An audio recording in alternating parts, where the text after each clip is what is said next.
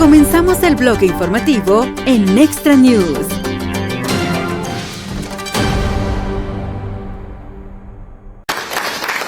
Thank you very much, Kathy. This is like coming home for me. Many of us have been together here time and again, but we go way back together.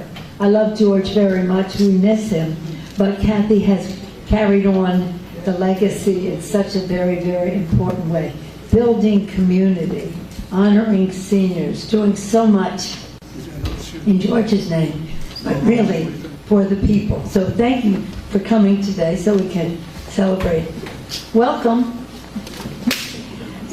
Happy birthday, 90th anniversary. 90th anniversary. When President Roosevelt signed the bill 90 years ago, he said, "There is no tragedy in growing old, but there is tragedy in growing old without means of support." And with that, he signed the bill that really has brought so much to so many families in our country. Sadly, over time, I don't have it, it's on my phone, but at the time, the Republicans opposed the bill. I'm not to talk politics here, but it's this history. And they said it was going to hurt people, lose jobs. It just went on and on about all the terrible things that Social Security would do. But of course, it has not done that. It has done what it intended to do. It's interesting, I think, for us to know that a woman is the one who wrote Social Security. Yeah. Frances Perkins. She was the Secretary of Labor at the time, and the President said, "This is what I want to do, Frances," and so you put something together. So she did what she did, and it was quite, in other words, how do you finance it? She sat next to a Supreme Court justice once, and she said to him, "I'm trying to figure out how we finance this that will withstand the Supreme Court and this or that." And he said, "Well, I can't talk to you about what the court can do, but never underestimate the power of the Internal Revenue Service." So she put that in there, how it would be funded. So she took it to President Roosevelt, and she said, here's the proposal. Now, it's the first woman cabinet member in our country, Secretary of Labor, putting together the proposal. So she gives it to President Roosevelt, and he says, that's perfect, Frances, that's perfect. You did a great job. Now make me do it.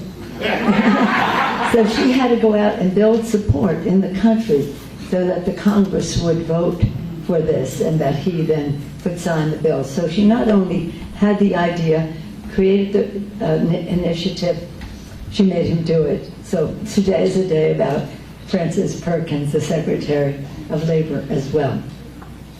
Sad to say, in this big horrible bill that the Republicans have put forth, they have something called a Trump account.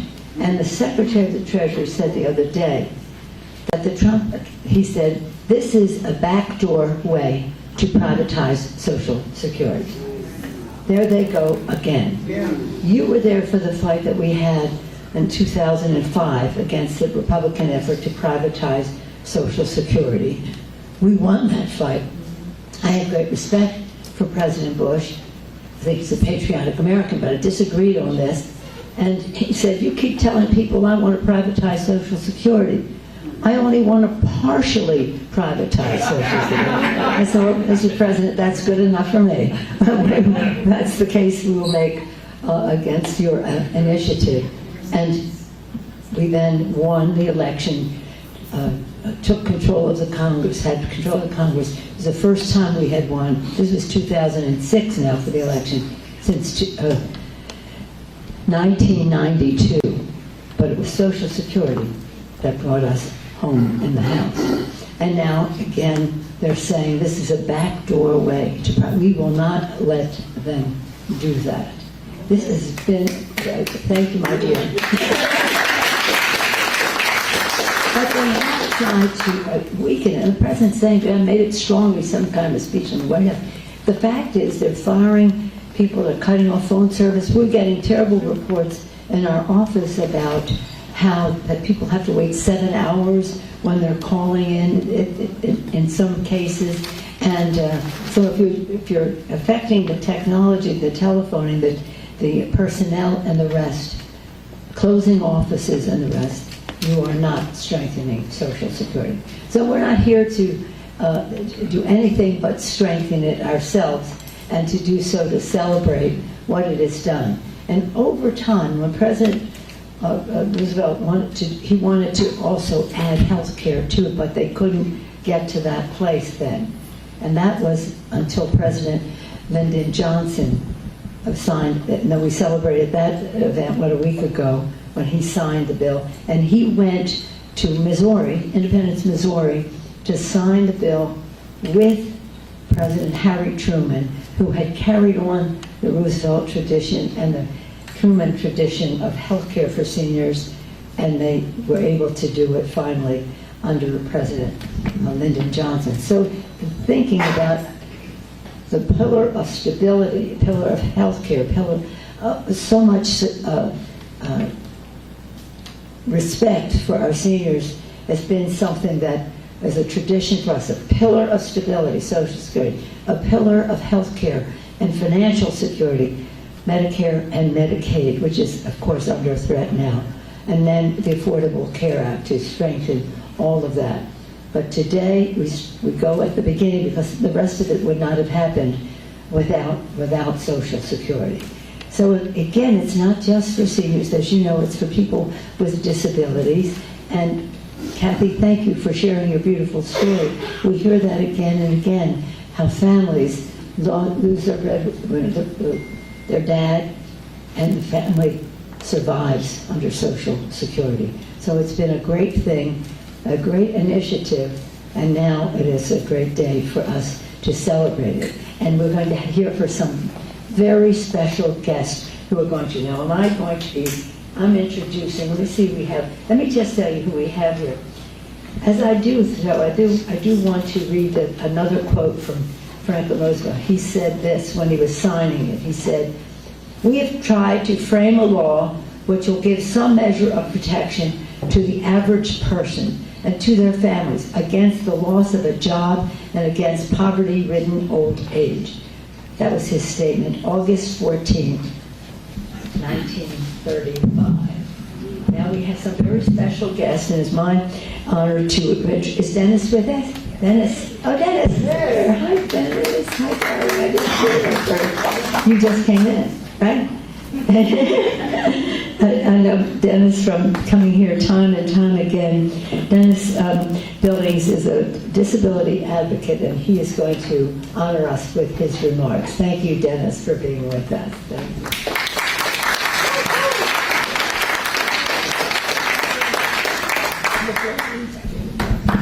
Thank you, Mr. Thank you, Byron. You're welcome.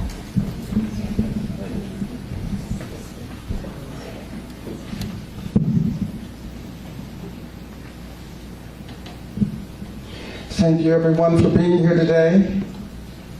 Thank you, Nancy Pelosi, the lady of San Francisco. And for more years than I can count, have helped more people than I can think about create legal justice and bills to help all kinds of people. Thank you, Ms. Davis, for letting me present and be here today and be included in the program. I greatly appreciate it. And I would like to thank all of you for being here as well, attending. I am an African-American blind gentleman, 73. I have a twin sister, had a twin sister, Druby Billups. She is now transitioned and still kicks me out of bed to be successful, along with my wife. My mother is still alive. She's 94. I just saw her and talking to her. I appreciate Social Security because I was able to go to elementary, go to junior high, high school, go to city college and state college, and as well as moving into the corporate world of working for a computer company for many, many years. My brief interlude with all of these things wouldn't have happened without Social Security and the benefits of Medicare and Medicaid and all of the beautiful offers that it brings to tie the ribbon and tie the robe and grab the net of holding people together. What happened? I appreciate all of these things because today I'm a grown man still helping people with love and light, helping people generate their facilities to be in America, to be in Social Security, and we need to keep those doors open.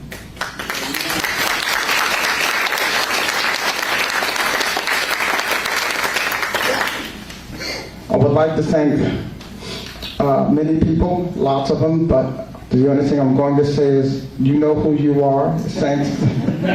You know who you are. And I would like to thank people from Crick Camp, as well as Obama, as well as all of the people who helped with the 504 initiative in which I was in 50 years ago. And a lady who really was a great help at that time, not at 504, but years later, and now has a building 50 feet from 504, is Emily Smith-Felix, professor from San Francisco State. And she reached out a hand, and we were able to, with many disabled persons, help form Disabled Cultural Center, and helping with many other things in San Francisco, becoming one of the first ones on the map to make sure disabled persons have a say, a word, a place to be, an honor to be, and a way to express their ability. I want to thank you today for being here, sending light and love. As always, keep that light on.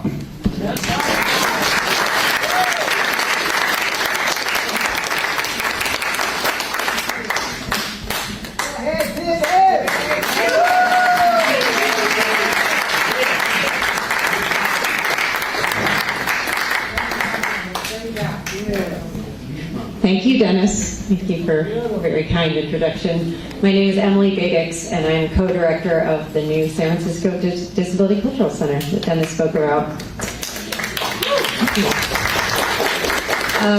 When asked to speak about Social Security, I immediately think of the late Paul Longmore, who was a disabled history professor here in San Francisco.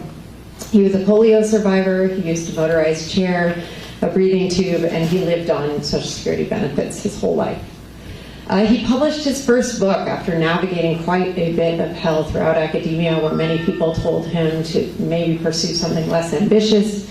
And he learned that he was going to lose his benefits because book royalties, which are a very small amount of money in academic publishing, were going to count as unearned income. And so he was going to lose everything, even though the royalties were certainly not going to be enough to pay for the services he needed. This story has a happy ending. But it started with him taking his book and going outside the Social Security office in Los Angeles, setting up a little barbecue grill and lighting his book on fire and saying, this is what we're told, that disabled people are being punished for success. The happy ending came because there was an amendment, and they no longer counted book royalties as unearned income, and the law evolved. Paul is one of countless disabled people who have fought to keep the Social Security Act and maintain it over the years for basic needs to continue. It all started with FDR, a disabled person as well. Those who oppose Social Security benefits, we've heard it far too often, say that people are lazy or not trying. But I am surrounded by disabled people every day who basically have a full-time job just navigating the system, trying to get access to basic needs, trying to track down meds and nutrition just to survive, just like Paul fought. And I'm thinking of a man who came into our center last week and said that he'd lost his job at the start of the pandemic. He tried hard to get another job, but people couldn't see past his disability, so he finally accepted Social Security. And he was showing up and asking to volunteer because he still wanted to be able to give back to his community. As we celebrate this incredibly important anniversary, it's a reminder that there are many disabled people who are fighting and are ready to keep fighting for these essential services to continue, for basic survival to remain. I'm thinking of a quote from the late Stacey Park Milburn, a disability justice leader who we celebrated this week. She is now on a quarter. Very excited. Go track down your quarter. And she reminds us of what we're striving for. Quote, a world where human worth is not connected to how much labor a person can produce. Thank you so much, Speaker Pelosi. Thank you all for having this event today, and happy birthday for that 90th. It's now my pleasure to introduce James Tuoto from ONLOC.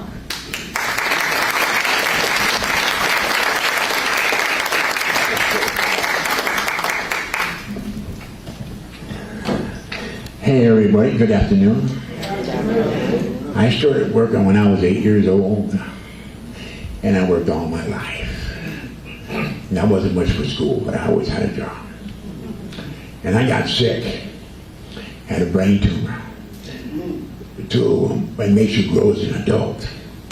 When I grew as an adult, and so did my heart. My heart got as big as a football. So then I had the brain surgery done, and then I needed a heart. So I was broke, I was penniless. If it wasn't for Social Security, I wouldn't be standing here now. That's no joke. And then I got the heart transplant, and I've been transplanted for 23 years.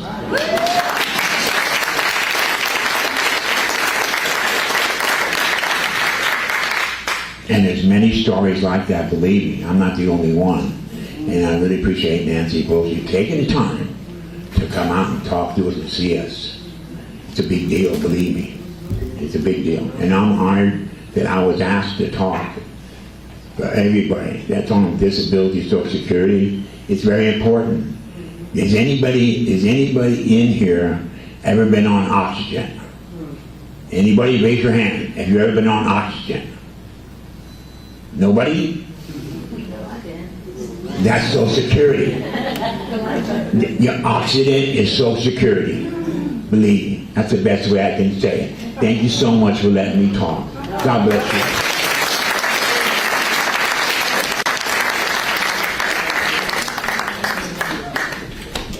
Hello, and thank you, James, and thank you, Speaker Emerita Pelosi, for bringing us together for this special event. Thank you, Kathy. My name is Ben Louis. I am a primary care physician and public health practitioner who has spent my entire 20-plus years of career serving in the safety net.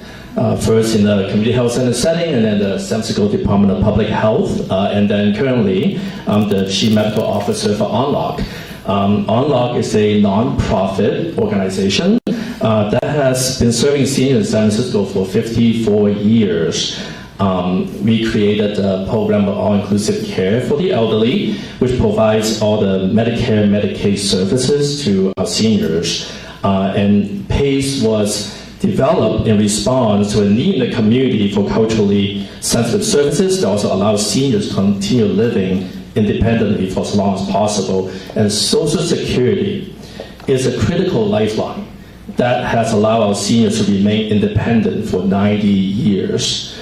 And ONLOC is concerned about the closure of the Social Security offices and staff layoffs and the additional barriers it's going to create for our seniors to access the benefits that they have paid into and deserve to receive. Social Security is a lifeline for the seniors enrolled in ONLOC, plus the seniors whom we serve through the ONLOC 30th Street Senior Center. And as we all know, Social Security often becomes a sole source of income for our seniors as they age, allowing them to remain independent. It's a benefit that we need to strongly protect. And as a primary care physician and public health practitioner in the safety net, I am keenly appreciative of the importance of the many social determinants of health which impact the lives of our seniors. We're talking about healthcare access and quality, there's the neighborhood and living environment, there's social and community context, and the economic stability. Our Social Security program is a crucial contributor to this economic stability for our seniors to ensure the financial support to meet the basic social needs. We're talking about things such as housing, food, transportation, utilities, to name a few. So in short, our Social Security program helps keep our seniors healthy. And our seniors have given so much to our society, and we must take care of them. So I'm just so honored and happy to be here for the 90th anniversary of Social Security. I'm looking forward to the 100th anniversary and many more to come. Thank you, Speaker Pelosi. I'll hand the mic back to you. Thank you very much. Thank you very much, Ben. Thank you, Kathy. Thank you, James. Thank you, Dennis. Thank you, Emily. Thank you all for being here. We started a little bit early, so some of you have come in since then. Welcome. Thank you for being with us. Social Security. Social Security. Think of the name. Security. Security. And social. And social. And that's what Kathy has been about. Giving rise to people's voices as she is today, but every day, building community and the rest. Thank you, Kathy. George would be so proud to see what you have developed here, wouldn't he? You'd be so happy. Now again, just not to, we're celebrating, we're going to have cake, we're going to chat with each other and have fun, but we have to know that there are those who do not share our enthusiasm for this. The president, the current president, says Social Security is a scam. Others in his crowd have called it a Ponzi scheme. And now they go on the day of the anniversary and start saying, oh, I did this and I did that. No, you didn't. No, you didn't. But, yeah, scam. In any case, there are some special guests here. I wish you would all stand up and introduce yourselves, but working with our seniors, where's Annie? Annie, oh, she's just so remarkable. Annie comes. And oh, there she is, Sasha Bittner. Sasha Bittner. Sasha is my appointment from our office, your office, to the National Commission on Disability. So she represents us and gives voice to our concerns there. Thank you, Sasha. You make us so proud, all of us. And all of you so special. But it is, them fighting words when they say those kinds of things. And the most important thing to counter it is the mobilization of people outside. We can talk about policy, and okay, that's our fight, and we can talk about politics, but the mobilization of people coming together to say, no. This is a cultural change in our country for them to diminish Social Security. We simply will not let that happen. But instead, we are going to celebrate Social Security, strengthen Social Security, and we're going to do so by listening to all of you, the stories. I just want to close by saying, did I say close before already? Richie Neal, who was the chair of the Ways and Means Committee, which has jurisdiction over Social Security in the Congress. He was the chair, and he will be the chair again after we win the election and this next election for Congress. But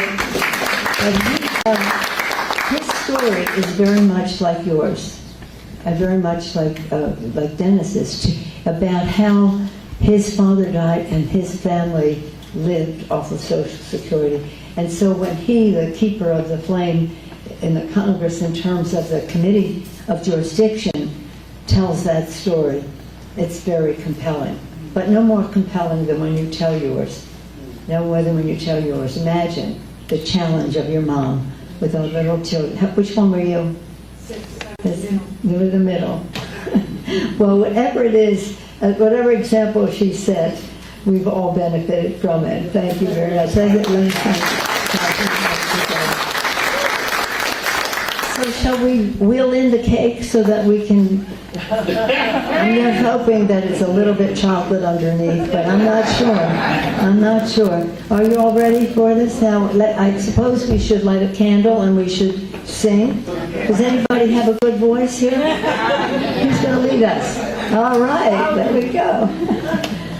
Ready? Ready, okay. Happy birthday to you. Happy birthday. Muy pronto, vuelve a escuchar las noticias más relevantes en este canal de noticias.